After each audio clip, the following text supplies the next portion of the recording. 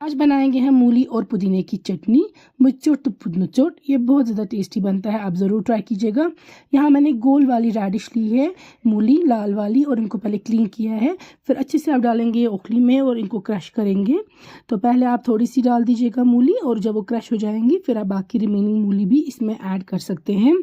तो पहले मूली को आपको अच्छे से क्रश कर देना है, चटनी बनानी है उसकी, और उसके बाद हम बाकी इंग्रेडिएंट्स इसके क्रश करेंगे। ये वाली लाल मूली में काफ़ी पानी निकलता है, चटनी के बाद भी इसमें पानी आ जाएगा, इसीलिए हम पहले ही इसमें नमक स्प्रिंकल करेंगे, छिड़केंगे, और फिर नमक मिक्स करेंगे इस मूली के साथ। फिर रखेंगे हमें किसी प्लेट या किसी भी बर्तन में निकाल के, ताकि जो इसमें से एक्सेस वाटर जितना भी है वो सारा एक बार में ही बाहर आ जाए।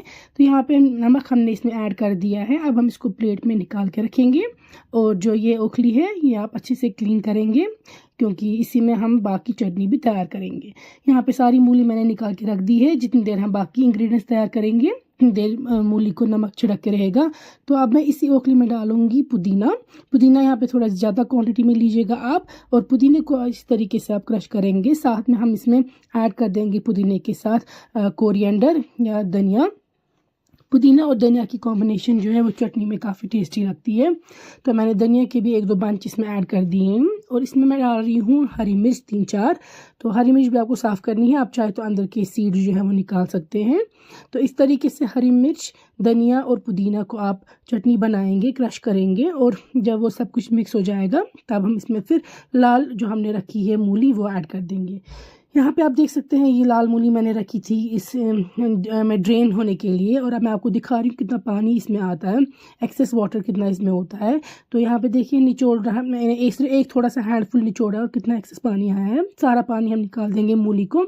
जो अखरोट है वो मैंने स्टार्ट में ही रख दिए थे पानी में भिगो के। इसमें ज़्यादा भी अखरोट नहीं लेने हैं, वॉलनट्स बस थोड़े से ले लीजिएगा, क्योंकि वॉलनट्स ऐड करने से हर चटनी का मज़ा अच्छा हो जाता है।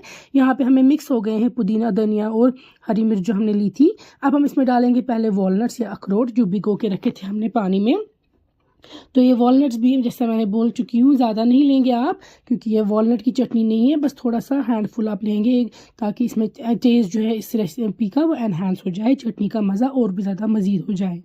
तो जब हम वॉलनट्स भी अच्छे से इसमें मिक्स कर देंगे, फिर हम डाल देंगे मूली जिनको हमने प्रॉपरली निचोड़ा है, सारा एक्सेस पानी जो है उसका फेंक दिया है। अब मिक्स करेंगे और देखिए चटनी का कैसा टेक्स्चर हो जाएगा। फिर हम इसमें डाल रहे हैं ज़ीरा 1 चम्मच। आप ऑप्शनल है, अगर आपको पसंद नहीं है आप स्किप कर सकते हैं, लेकिन बहुत अच्छा टेस्ट हो जाता है ये ऐड करके।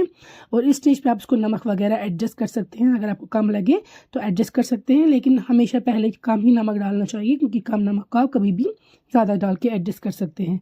अब अच्छे से मिक्स करेंगे आप, और चटनी देखिए तैयार है। आप इस स्टेज पे भी चटनी कंज्यूम कर सकते हैं, इस तरीके से इसका अलग टेस्ट आएगा और बहुत ही अच्छा टेस्ट आएगा।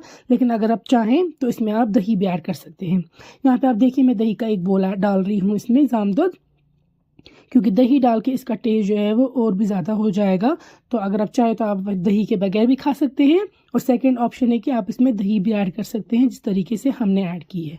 तो आप अच्छे से मिक्स करेंगे आप, और आपकी जो ये मूली और पुदीने की चटनी है वो तैयार है। तो आप भी ज़रूर बनाइए।